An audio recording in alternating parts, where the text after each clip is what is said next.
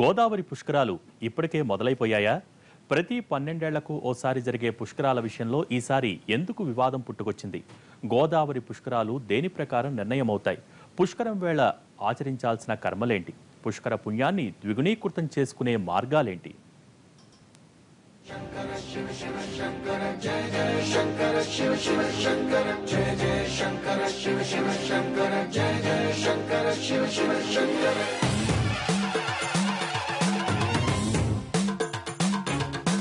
పూనబోనాలకే పులకింతనా దశ దిశాంతాలకే ఒక వింతనా.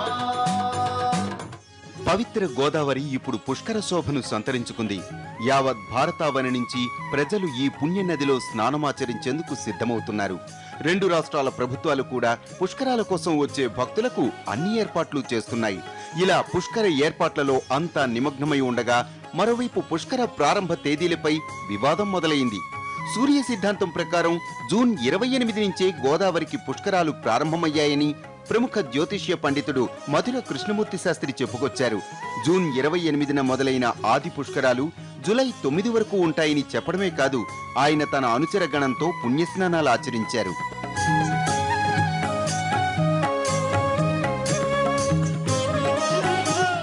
అయితే దీనికి భిన్న వాదనలు వినిపిస్తున్నాయి.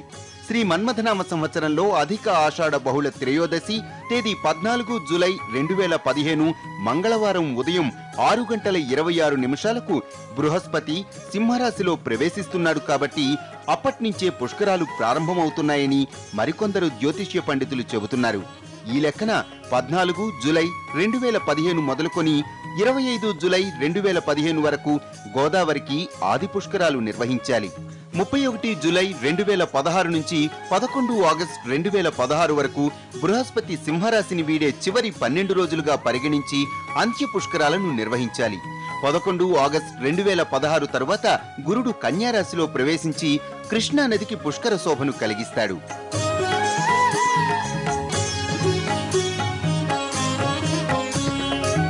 1956 మే 22 నుంచి జూన్ 2 వరకు ఏపీ ప్రభుత్వ ఆధ్వర్యంలో పుష్కరాలు నిర్వహించారు.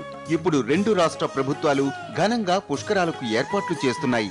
ఇలా పుష్కర సమయంలో కేవలం నదీ స్నానాల వల్లనే కాదు, మరిన్ని సత్కర్మలను ఆచరించాలన్నది పండితుల వాదన. పుష్కర కాలంలో చేసే దానాల వల్ల కలిగే ఫలితాలు అంతా ఇంతా కావు. దానాలలో శాలిగ్రామ దానం, శిలాదానం, కన్యాదానం, తిలపాత్ర దానం, సరస్వతీ దానం ఇవన్నీ ఉత్తమమైనవి. నదీ స్నానం చేసే వీటిని దానం చేస్తే ఉత్తమోత్తమ ఫలితాలుంటాయంటారు. ఆది పుష్కరాలు జరిగే 12 రోజుల్లో ఏ రోజుల్లో ఏ వస్తువులు దానం చేయాలన్నది కూడా ఓ పట్టిక ఉంది. ఇలా 12 రోజులు విధిగా దానాలు చేసి 12వ రోజున స్నానమాచరించిన వారికి 100 అశ్వమేధ యాగాలు చేసిన ఫలితం దక్కుతుందని విశ్వసిస్తారు.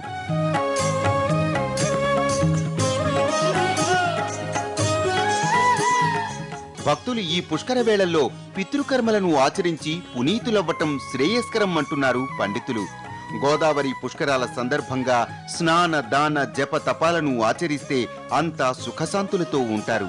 ముఖ్యంగా పుష్కర స్నానం ఆచరించేటప్పుడు దోసిళ్లలో నీళ్లు పట్టుకొని గంగేచ యమునే చైవ గోదావరి సరస్వతి నర్మదా సింధు కావేరి జలైస్మిన్ సన్నిధం కురు అంటూ 3 సార్లు తలపై పోసుకోవాలి.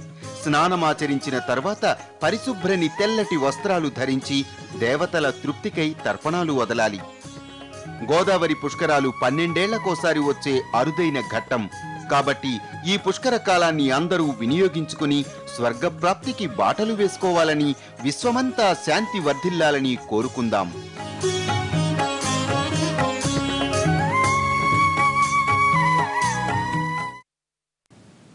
ఇది ఇవాల్టి స్టోరీ బోర్డ్. నమస్తే.